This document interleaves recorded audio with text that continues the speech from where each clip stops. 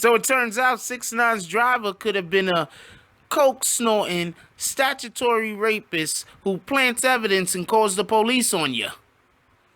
You can't script this shit.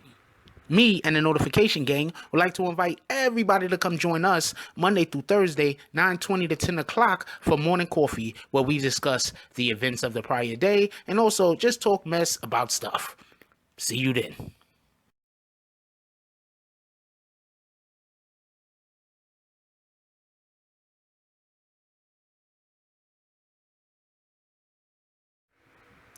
BBN, Jack Frost. What's up, party people? Yeah.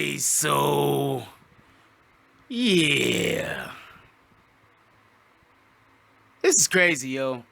Just straight off the rip, I'm telling you, all of this is insanity. Alright? I've heard about people getting fired, losing their jobs, whatever, wanting revenge. I've heard about this type of stuff. Alright, so usually I bury the lead, but it seems that some people don't understand what theatrics are. So they just always want to be spoon-fed. So I'll just go right out in front and tell you, there is a real strong belief that Jorge, 6ix9ine's ex-driver, and basically, I'll explain what a driver usually does in a minute, because 6ix9ine was giving him a lot of praise, but I don't think he really knows what a driver's actual job is. But 6ix9ine's ex-driver planted the gun at 6ix9ine's house and called the police. Allegedly. Let's just get that straight. I mean, I could say allegedly 100 more times, and somebody is still going to be in the comment section talking about how that he didn't do that. Nigga, I said allegedly. Anyway, so let's go. I'm going to slow walk y'all real quick so you can get where I'm at. All right, so recently, Abby? I think it's like A_Christina, something like that is her name on Instagram or whatever the account might be. Anyway, so she has recently came out and she went on an extremely long rant. She is absolutely fed up with homeboy. She's had enough. Can't believe this shit is happening. And that's basically what the situation was. And her rant, it went like this. It goes, he is a disgusting, obsessive individual. She's talking about the driver, Jorge. For him to make this up, Danny and Sarah aren't perfect, but to say horrible things like this is sick. For everybody that don't know, maybe I should just read the whole thing and then go back. Okay, I'm gonna start back over. He is a disgusting, obsessive individual. For him to make these things up, Danny and Sarah aren't perfect, but to say horrible things like this is sick. He cheats on his wife, fucking 17-year-olds. He's always on the phone with them in the car, and he's sick. He previously, before working with Danny, he worked at a family mechanic shop, but got fired and disowned for fucking his blood cousin, who was 19 years old, and got her pregnant to where she had to have an abortion, not to mention all the coke he does. And this has all come out of his mouth, his wife's mouth. Danny and Sarah are such horrible people, but he wants his job back. He's clearly obsessed and angry that he lost his job. And the rest was just a little bit more defaming his character, but that's not the points I want to hit on. One thing I want to say, in the beginning she says he discussed an obsessive individual. That's kind of alluding to some things, okay? That's alluding, disgusting, and obsessive. You know what I'm saying? It's one thing to be one or the other, but to be both basically means nothing's out of bounds. Then she says, Danny and Sarah aren't perfect, but to say horrible things like this is sick. I believe at some point he was trying to say that Danny beats on Sarah or something like that. I don't know. I seen their relationship. I just don't believe it. I could see them getting into fights and arguments. That happens. That happens. Just so we can be clear.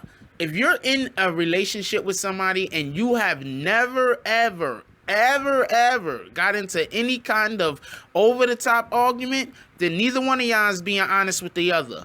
I'm just going to say that much. Anyway, she also went on to say he cheats on his wife, fucking 17-year-olds. That kind of looks bad for Danny, because if he's fucking 17-year-olds and he's around Danny most of the time, that probably means Danny is fucking 17-year-olds too. So, I mean, I'm not saying that. Why am I calling this dude Danny? I'm not saying 6ix9ine is doing that. I'm not saying 6ix9ine is doing that. I'm just saying. I'm not even saying he's doing that. I'm just saying when you make certain allegations about someone, and that individual that you're making the allegations around spend an inordinate amount of time around you, it can also be assumed that there's a good chance that you either help them create or help them, be able to do these things that you're now criticizing them for, or there's a good chance that, hey, you was part of it. So then there's something said about banging a cousin who's also 19. So I don't know what they're trying to say about how old he was when it happened, but 19-year-old cousin, and got her pregnant. So that's already, I mean, I guess it don't matter how old the female is. If they're your blood, they kind of should be off limits. Anyway, to where she had to have an abortion. So that's kind of also alluding to the fact that these two was probably going at it for a pretty long time. And they probably only got caught because she got pregnant. I don't know. These are just assumptions I'm making by reading this shit. And it has all come out of his wife's mouth. So his wife, they're saying that his wife is saying these things. I don't believe his wife is saying all of these things, because let's just be honest. If somebody has a drug problem, or if somebody has a problem where they're constantly with underage girls, and you're with them all the time, there's no way you can tell me that you didn't see these things. Anyway, so let's get back to what it's about. This is not really about all this BS. This is just gossip. Anyway, so the point that I'm trying to make is, remember, 6ix9ine is out of town. Then a gun is found in his house. The whole entire time, people was like, why was there a gun found in his house? Not only why, but who told the police to look for one? Some people wanted to assume it was Treyway. I kind of never really thought that, I was like, I don't know. I mean, that's a stretch, but that's the gossip that was out there, because there was no other person to point the finger at.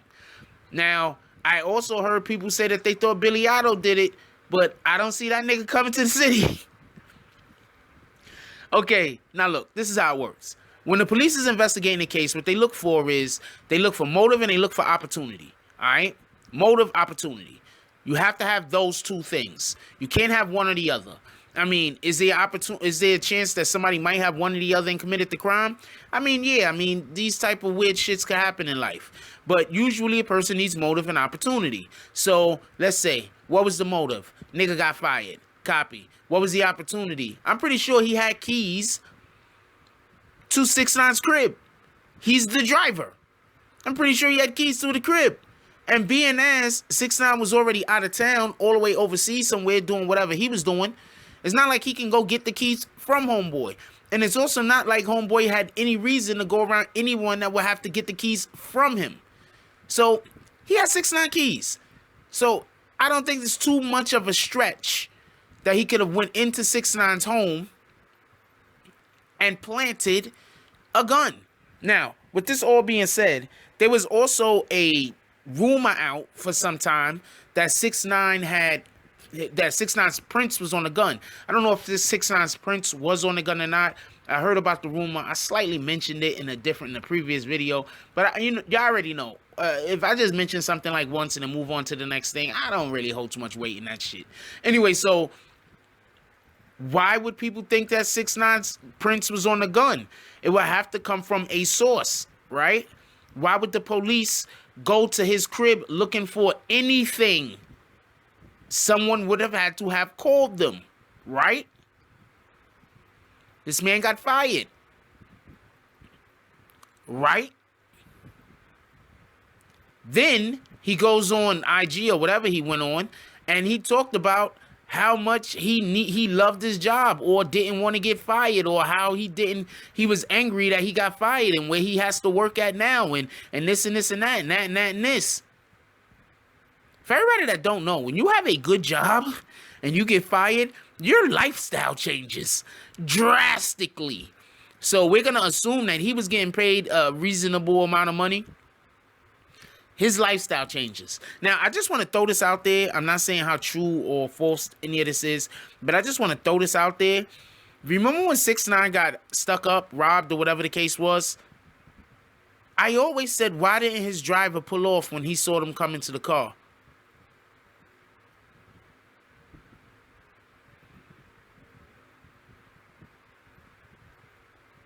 I always said that. How are they going to know exactly where he's at and when he's at, wherever he's at? There's really only one person that knows where 6ix9ine is at all times, and that's his driver. So, I'm not saying that his driver did anything involving that particular situation, but who knows? Maybe that is the situation that led to him getting fired. Anyway, let me know what y'all guys think. Leave it down in the comment section. I think all of this is just fucking shenanigans. Keep it a buck with you. 6ix9ine's driver, I don't know what's going on with this guy. Hopefully a couple of days have passed and I won't have to make another video on this type of stuff, and there'll be also interesting other things for me to talk about. That'll be dope. But this is actual news. For everybody that don't like hearing about 6ix9ine, this is actual news. This is actually a situation where a lot of people was blaming him and holding his feet to the fire and saying that he was at fault, and he could have done absolutely nothing wrong but get rid of somebody who stopped doing their job well. Anyway, like, comment, subscribe, join the notification gang. Hashtag Bronx Bombers. Let's get it. I love y'all. Take advantage. Take care of each other. Hug the kids for me. That's all I got on this one. I'm out. If you like this video, please hit the like and subscribe button. If you would like to help dictate the direction that this channel takes, please leave a comment. All comments are appreciated, whether positive or negative. Thank you very much and enjoy your day. And remember, positive thoughts cause for positive things to happen. Let's get it.